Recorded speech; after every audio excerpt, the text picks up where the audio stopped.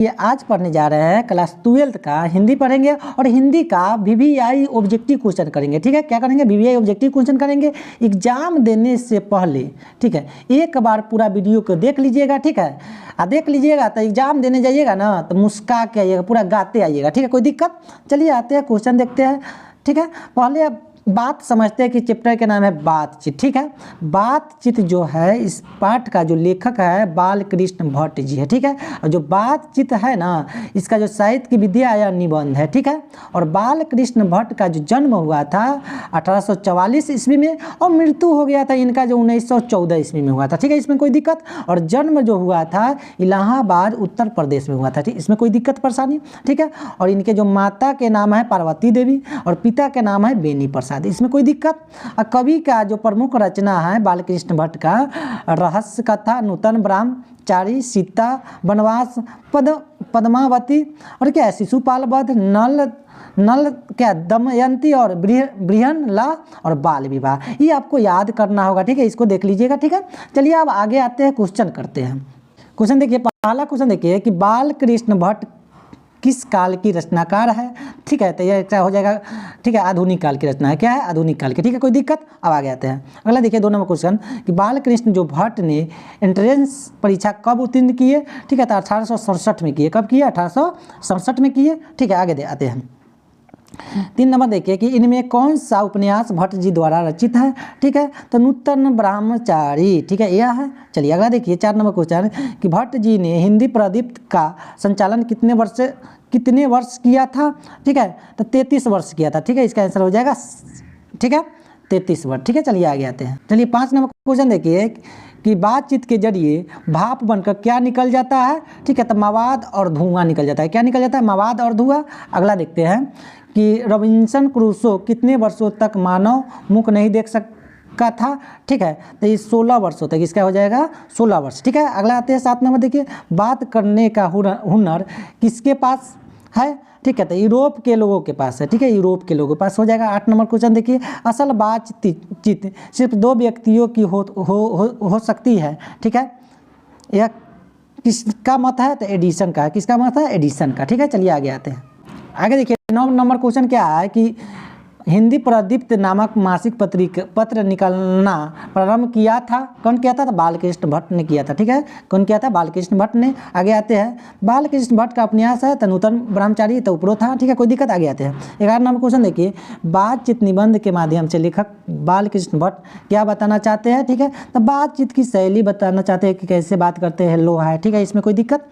अब आगे आते हैं कि मनुष्य की बातचीत का उत्तम तरीका क्या है। तो अवाक होकर बात करना। ठीक है, अवाक होकर क्या करना? बात करना। चलिए अगला क्वेश्चन देखिए 13 नंबर कि संवाद में सबसे महत्वपूर्ण क्या है। तो आत्मीयता, यानी आत्मीयता। ठीक है, कोई दिक्कत? कौन सी रचना बालकृष्ण भट्ट की है? तो रेल की टिकट का खेल। ठीक है, यह क्या है? बालकृष्ण भट्ट जी के हैं। चलिए आगे आते हैं। चलिए आप पढ़ेंगे उसने कहा था। ठीक है, इस पाठ का पढ़ेंगे। ठीक है, उसने कहा था पाठ का लेखक है चंद्रधर शर्मा गुलेरी जी है। जो उसने कहा जो है, ठीक है, ये जो क्या है इसका साहित्य की विद्या जो है कहानी है। ठीक है, गुलेरी जी का जो जन्म हुआ था 1883 में, मृत्यु हुआ था 1922 ईस्वी में। इनका जो जन्म स्थान है गुलेर हिमाचल प्रदेश में। ठीक है, इनके जो पिता का नाम है पंडित शिवराम। ठीक है, और माता का नाम है लक्ष्मी देवी। ठीक है, इसमें कोई दिक्कत? इनका जो प्रमुख जो रचना है सुखमय जीवन है, बुद्धू का कट्टा है।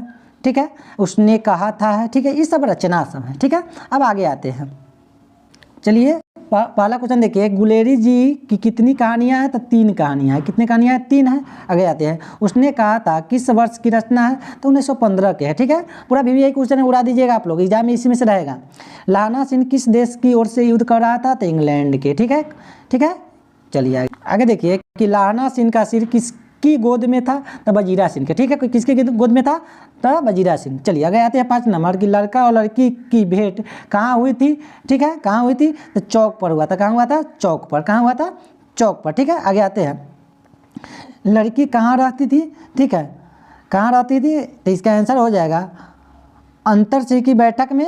ठीक है, तो इसका आंसर हो जाएगा मामा जी के घर में। कहाँ रहती थी? मामा जी के घर में रहती थी। कहाँ रहती थी? मामा जी के घर में। इसका आंसर क्या हो जाएगा? ठीक है, ये हो जाएगा, घ हो जाएगा। ठीक है, चलिए आगे आते हैं। चलिए आगे आते हैं, पलटन का विदूषक कौन था? तो वजीरा सिंह। ठीक है, कोई दिक्कत?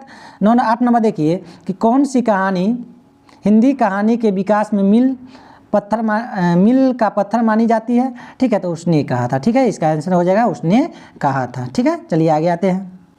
आगे देखिए 9 नंबर कि तेरी कुड़माई हो गई है किस कहानी से संबंधित है? तो उसने कहा था। कुड़माई का मतलब होता है सगाई। ठीक है, क्या होता है? सगाई। ठीक है, कोई दिक्कत? आगे आते हैं 10 नंबर देखिए, निम्नांकित में कौन उसने कहा था शीर्षक कहानी का नायक है? तो लाना सिंह। ये ठीक है, नायक है। आगे आते हैं, उसने कहा था किस प्रकार की कहानी है? तो भाव प्रधान। ठीक है, किस क्या है? भाव प्रधान। ठीक है, कोई दिक्कत? आगे आते हैं। लाना सिंह किस कहानी का पात्र है? तो उसने कहा था। आगे आते हैं, गुलेरी जी किस गांव के मूल निवासी है? तो गुलेर का। ठीक है, कोई दिक्कत? आगे आते हैं 14 नंबर क्वेश्चन देखिए कि कछुआ धर्म किसकी कृति है? ठीक है, चंद्रशेखर शर्मा गुलेरी जी का है। ठीक है, किसका है?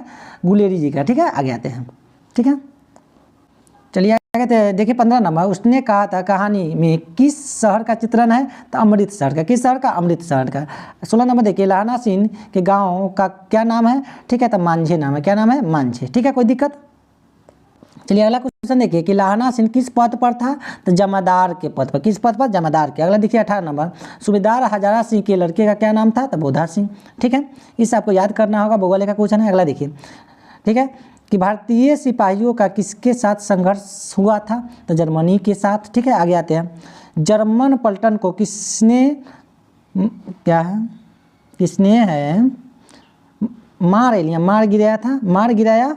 ठीक है, तो लाहना सिंह ने। किसने गिराया था? लाहना सिंह ने। ठीक है, कोई दिक्कत? चलिए आगे आते हैं, अगला क्वेश्चन पढ़िए।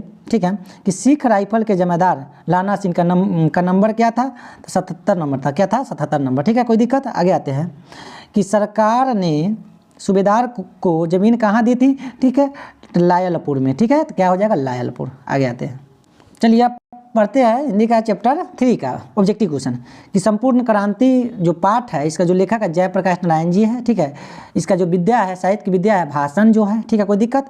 इनका जो जन्म हुआ था 1902 ईस्वी में और मृत्यु 1979 ईस्वी में वो चले बसे। ठीक है, आगे आते हैं, इनके जो अथी का नाम है क्या कहते हैं?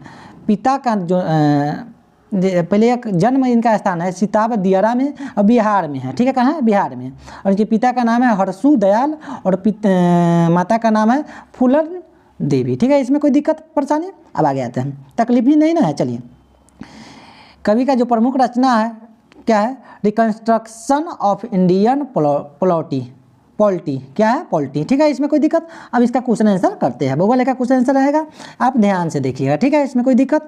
एक बार पढ़ लीजिएगा ना तो उड़ाते आइएगा क्वेश्चन को, इसमें कोई दिक्कत परेशानी वाली बात नहीं है। पहला क्वेश्चन देखिए कि जयप्रकाश नारायण जी जब बेलोर अस्पताल जा रहे थे तब वे कहाँ रुके थे? तो मद्रास में रुके थे। कहाँ रुके थे? मद्रास में रुके थे। आगे देखिए, संपूर्ण क्रांति का नारा किसने दिया था? तो जयप्रकाश नारायण जी ने। अभी भी एक क्वेश्चन है, इसको याद कर लीजिएगा। ठीक है, आगे देखते हैं, जयप्रकाश नारायण को भारत रत्न का पुरस्कार कब प्राप्त हुआ था? तो 1998 में। कब हुआ था? 1998 में। अब आगे आते हैं कि संपूर्ण क्रांति का ऐतिहासिक भाषण जयप्रकाश जी ने किस स्थान पर दिया था? तो गांधी मैदान पटना में। कहाँ दिया था? गांधी मैदान पटना में। अभी भी क्वेश्चन। आगे आते हैं कि छात्र संघर्ष समिति का गठन किस लिए किया गया था? ठीक है, तो छात्रों द्वारा सत्ता में भ्रष्टाचार और अशांति दूर करने के लिए यह ठीक है गठन किया गया था। चलिए अब आगे आते हैं, अगला क्वेश्चन, इंडियन एक्सप्रेस के मालिक कौन थे? तो रामनाथ गोयनका। ठीक है, कौन थे? रामनाथ गोयनका। चलिए अगला क्वेश्चन देखिए, जयप्रकाश जी हिंदू विश्वविद्यालय में प्रवेश क्यों नहीं चाहते थे? ठीक है, कि वहाँ सरकारी फंड प्राप्त होता था, इसलिए वो न जाना चाहते थे। ठीक है, आगे आते हैं, आईसीसी की परीक्षा जयप्रकाश जी ने कहाँ से उत्तीर्ण की थी? ठीक है, तो बिहार विद्यापीठ से। ठीक है, कहाँ से? बिहार विद्यापीठ से। आगे आते हैं, लेनिन की मृत्यु कब हुई? तो 1924 में। ठीक है, कब हुई थी? 1924 में हुई थी लेनिन की मृत्यु। अब आगे आते हैं, संपूर्ण क्रांति की रचनाकार कौन है? ठीक है, तो जयप्रकाश नारायण जी। इसमें तक भूगोल का क्वेश्चन है। अगला देखिए कि 11 नंबर की लोकनायक के नाम से प्रसिद्ध है कौन है? जयप्रकाश नारायण जी प्रसिद्ध है। ठीक है, कोई दिक्कत? आगे आते हैं, reconstruction of Indian polity Jayaprakash Narayan की किस रचना की विद्या संबंधित है? ठीक है, तो निबंध है। आगे आते हैं कि गरीब की बेरोजगारी बढ़ती जाती है कहा गया है? तो संपूर्ण क्रांति में। ठीक है, किसमें कहा गया है? तो संपूर्ण क्रांति में। चलिए अगला क्वेश्चन देखिए कि अपने देश पिछड़ा हुआ है बावजूद इसके इसके कि हमने लोकतंत्र की स्थापना की है, कथन किस पाठ से संबंधित है? संपूर्ण क्रांति से। किस पाठ से? संपूर्ण क्रांति के। ठीक है। फणीश्वर नाथ रेणु की रचना है तो मैला आंचल। क्या नाम है? मैला आंचल। इसको देख लीजिए। चलिए अगला क्वेश्चन देखिए कि जयप्रकाश नारायण ने संपूर्ण क्रांति वाला ऐतिहासिक भाषण कहाँ और कब दिया था? ठीक है, तो पटना में 5 जून 1974 को। ठीक है, चलिए आगे आते हैं। जयप्रकाश नारायण के बचपन का क्या नाम था? तो बाउल था। क्या नाम था? तो बाउल था। अगला क्वेश्चन देखिए कि जयप्रकाश नारायण ने किस साल छात्र आंदोलन का नेतृत्व किया? तो 1974 ईस्वी में। इसे VVI क्वेश्चन, इसको देख लीजिए कि प्रजा सोसाइटी पार्टी का गठन कब हुआ? ठीक है, तो 1952 में हुआ। ये तो भौगोलिक का क्वेश्चन है, इसमें कोई। अगला क्वेश्चन देखिए कि जयप्रकाश नारायण की पत्नी का क्या नाम था? तो प्रभावती देवी। ठीक है, क्या नाम था? प्रभावती देवी। अगला क्वेश्चन देखिए कि किसने कहा था अभी न जाने कितने मिले इस देश की जनता को जाना है? ठीक है, तो जवाहरलाल नेहरू जी ने कहे थे। आगे आते हैं। अगला क्वेश्चन आते हैं, किस अस्पताल में दिनकर का निधन हुआ था? तो विलिंगडन नर्सिंग होम में। ठीक है, चलिए अब आते हैं 1974 में बिहार प्रदेश के मुख्यमंत्री कौन थे? तो इसका मुख्यमंत्री जो थे अब्दुल गफूर थे। कौन थे? अब्दुल गफूर थे। ठीक है, कौन थे? अब्दुल गफूर थे। चलिए अगला क्वेश्चन देखिए 24 नंबर कि जयप्रकाश नारायण को किसका दलाल कहा गया? ठीक है, तो अमेरिका के। किसको कहा गया? अमेरिका के। अगला देखिए कि जयप्रकाश नारायण के स्वास्थ्य पर निगरानी देखने वाले डॉक्टर का नाम क्या था? डॉक्टर रमन। क्या नाम था? डॉक्टर रमन जी थे। चलिए आगे आते हैं कि जयप्रकाश जी की किसका भाषण सुनकर अमेरिका जाने की प्रेरणा मिली? तो स्वामी सत्यदेव। ठीक है, क्या किसका? तो स्वामी सत्यदेव के। चलिए अगला क्वेश्चन आते हैं। देखिए कि फ्री प्रेस के मालिक कौन थे? ठीक है, सदानंदन जी। सदानंदन जी। ठीक है, आगे आते हैं। ब्रेन ऑफ बॉम्बे किसे कहा जाता था? तो उमाशंकर दीक्षित को। ठीक है, ब्रेन ऑफ बॉम्बे उमाशंकर दीक्षित। ठीक है, आगे आते हैं। जयप्रकाश जी मार्क्सवादी कब बने? तो 1924 में। ठीक है, चलिए इसी के साथ आप हंसते रहिए, मुस्कुराते रहिए और गाते रहिए। मिलते हैं अगला वीडियो में। जब तक धन्यवाद।